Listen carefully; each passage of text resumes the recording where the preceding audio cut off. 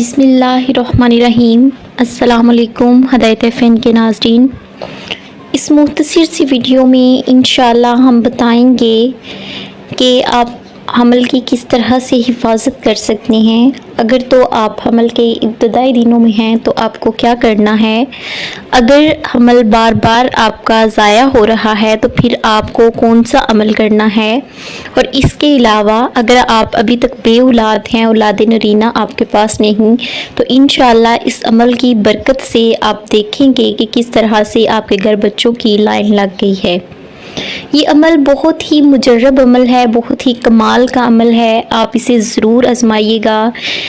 तो इस अमल को दूसरों से भी शेयर करिएगा, इंशाअल्लाह हर किसी को इस अमल से फ़ायदा ही होगा। ये अमल कुरान मजीद की सबसे छोटी सूरत का है, सूरह कौसर का है। सूरह कौसर के फ़ज़ाइल और बरक़ात तो हम अपनी मुख्तलिफ़ वीडियोस में बयान करते ही रहते हैं।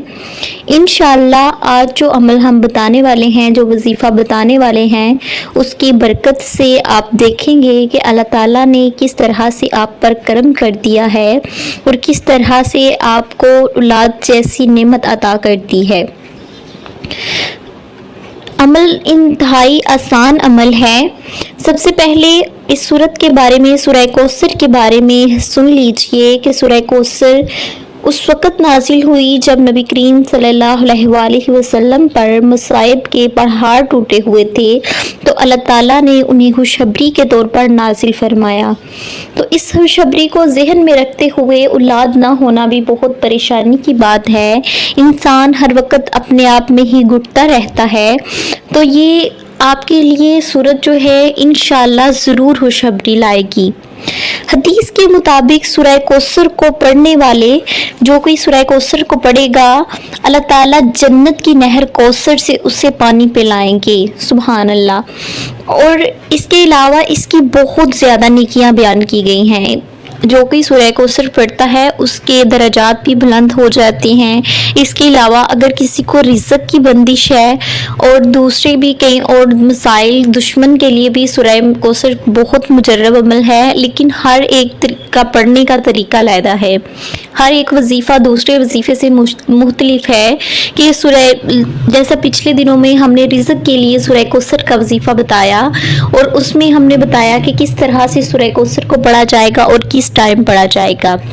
तो आज का हमारा टॉपिक औलाद के हसूल के लिए वजीफ़ा है। तो औलाद के हसूल के लिए आपने इस अमल को इस तरह से करना है। इंशाअल्लाह वो अशख़ास जिनकी औलाद ज़िंदा नहीं रहती, अगर औलाद होती भी है तो चंद बाज़ लोग ऐसे होते हैं, बाज़ जो कपल्स होते हैं उनके साथ एक ये मसला होता है कि उनकी अव्वलन तो उनका हमल ही नहीं ठहरता, अगर हमल ठहर जाए तो इब्तदाई दिनों में ही वेस्ट हो जाता है। या फिर बाज़ जो कपल्स होते हैं उनके साथ ये इशू होता है, अगर उनका हमल ठहर गया 9 माह तक जाती हैं और 9 माह के बाद जब बेबी बर्न होता है तो वो मरा हुआ होता है, ज़िंदा नहीं होता। ये बहुत ही तकलीफ दे मरहला होता है उनके लिए। दूसरा या ऐसे होता है अगर किसी का बेबी हो जाता है तो फिर वो चंद माह तक ज़िंदा रहता है। इंशाअल्लाह इस अमल की बरकत से, इस छोटे से अमल को करने से आप इन तमाम मसाइल का जिनका सामना कर रहे हैं उनसे छुटकारा पा लेंगे। आपने इस अमल को, अगर तो आपकी औलाद ज़िंदा नहीं रहती तो उससे उस मकसद को जहन में रखना है औलाद की हयाती के लिए। या फिर अगर आपका हमल ठहरता है तो इब्तदाई दिनों में ही वेस्ट हो जाता है, उसको मद्देनज़र रख लीजिए। इसे आम ज़ुबान में ट्रा भी कहा जाता है। ट्रा की किस्मों में भी ये चीज़ें आती हैं। बाज़ औरतों के साथ ये मसला होता है, उनकी बेटियाँ बच जाती हैं, बेटे नहीं बचते, उन्हें बेटों का ट्रा होता है। और बाज़ लोग होते हैं जिनके बेटे बच जाते हैं, बेटियाँ नहीं बचती, उन्हें क्या होता है, उन्हें बेटियों का ट्रा होता है। तो ये इस अमल को करने से इंशाअल्लाह आप जिस भी मकसद के लिए करेंगे, ख़ास तौर पर औलाद से रिलेटेड, इंशाअल्लाह अल्लाह ताला अमल की हिफाजत भी फरमाएंगे। और अगर आपको अल्लाह ताला की रहमत चाहिए, यानी बेटी जैसी रहमत चाहिए, तो अल्लाह ताला आपको रहमत से सरफराज करेंगे। और अगर आप नेमत बेटे जैसी, अल्लाह ताला ने बेटे को नेमत कहा है, तो अगर आप नेमत चाहते हैं तो इंशाअल्लाह अल्लाह ताला आपको नेमत भी देंगे। नोट फरमा लीजिए, आपने 41 दिन तक 7 مرتبہ روزانہ ہر نماز کے بعد یہ عمل کرنا ہے۔ انشاءاللہ جو بھی اولاد ہوگی اللہ تعالیٰ کی رحمت سے زندہ بھی رہے گی اور سلامت بھی رہے گی۔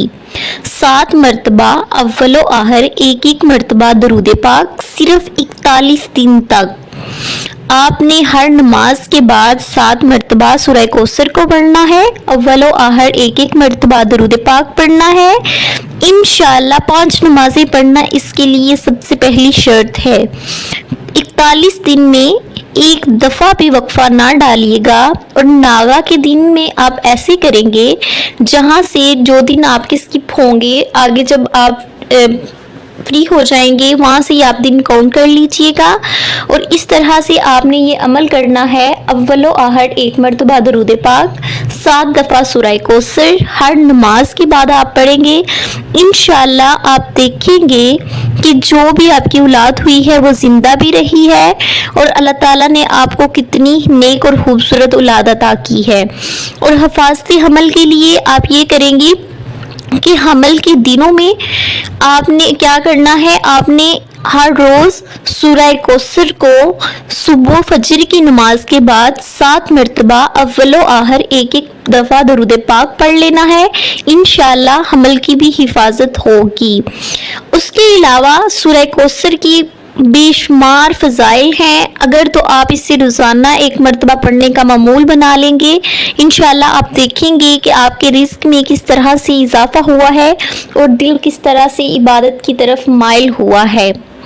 اس کے ساتھ ہی ہمیں اجازت دیجیے اس دعا کے ساتھ، اس نیک تمنا کے ساتھ کہ اللہ تعالیٰ آپ کو اور مجھے اور ہم سب پر اپنی رحمتوں کے برکتوں کے نزول کرے، اور جس مومن کے دل میں جو بھی کوئی خواہش ہے اللہ تعالیٰ ہر ایک کی نیک جائز دلی تمنا پوری کرے۔ اور اس کے ساتھ ہمیں اجازت دیجیے، اگر ابھی تک آپ نے ہدایت FN کو سبسکرائب نہیں کیا تو کائنڈلی ہدایت FN کو سبسکرائب کر دیجیے تاکہ ہماری ہر نئی آنے والی ویڈیو بھی آپ تک پہنچ سکے۔